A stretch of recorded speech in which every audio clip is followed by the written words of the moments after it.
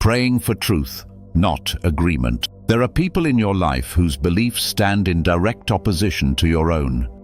Maybe it's a family member, a co-worker, or someone you argue with online without ever getting anywhere.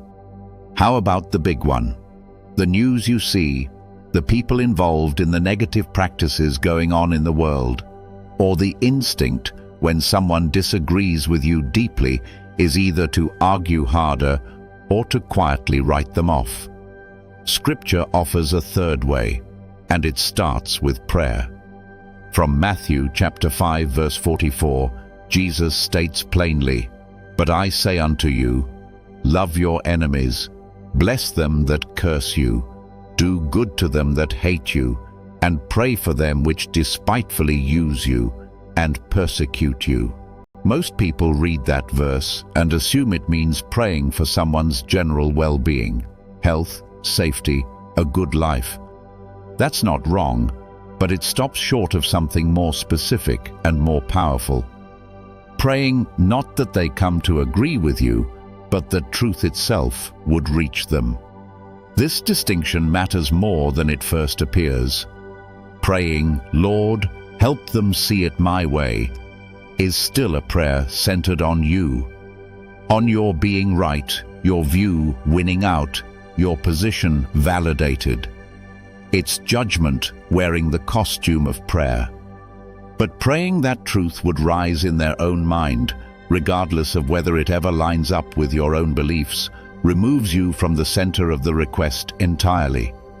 You are no longer asking God to make someone agree with you.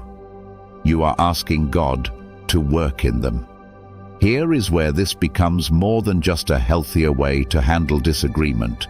It becomes the only real avenue of influence you actually have.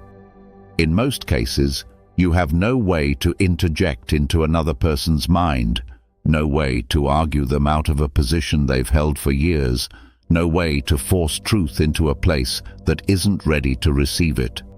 But if you believe what Scripture says about the power of prayer, you already hold the one tool that can actually reach them.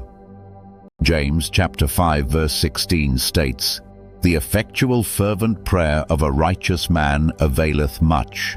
And from Jeremiah chapter 33 verse 3, "Call unto me, and I will answer thee, and show thee great and mighty things which thou knowest not." If prayer holds that kind of power, then it is not a consolation prize for when persuasion fails. It is the actual mechanism of change, working in a place you could never reach on your own. This is also where bitterness and judgment begin to loosen, not because you decided to be more tolerant, but because the prayer no longer needs a particular outcome to be answered. You have released your need to win. From 1 John chapter 4 verse 20, "If a man say, I love God, and hateth his brother, he is a liar. For he that loveth not his brother whom he hath seen, how can he love God whom he hath not seen?" Holding on to bitterness towards someone, even someone genuinely opposed to what you believe, works directly against this.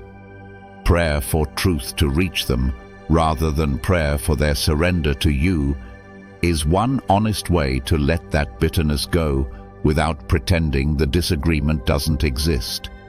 There is also an honesty in this approach that argument never has. You cannot make another person see truth. You cannot fully know what truth looks like landing in someone else's mind, or when, or how. Praying for truth to come forward in them, rather than praying for your own view to win, is an act of trust.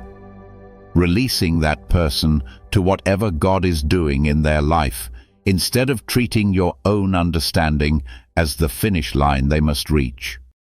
From Philippians chapter 1 verse 6, "Being confident of this very thing, that he which hath begun a good work in you will perform it until the day of Jesus Christ."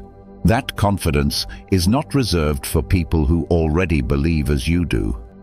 It applies to everyone God is working in, including the person you most disagree with. The next time you find yourself frustrated with someone whose thinking runs completely counter to your own, try this instead of arguing. Put away the need to be right and pray simply that truth would come forward in their mind, whatever that truth turns out to be. Let God handle where that truth leads them. Your part is only the letting go. MJI LightWorker, www.stairwaytoheaven.org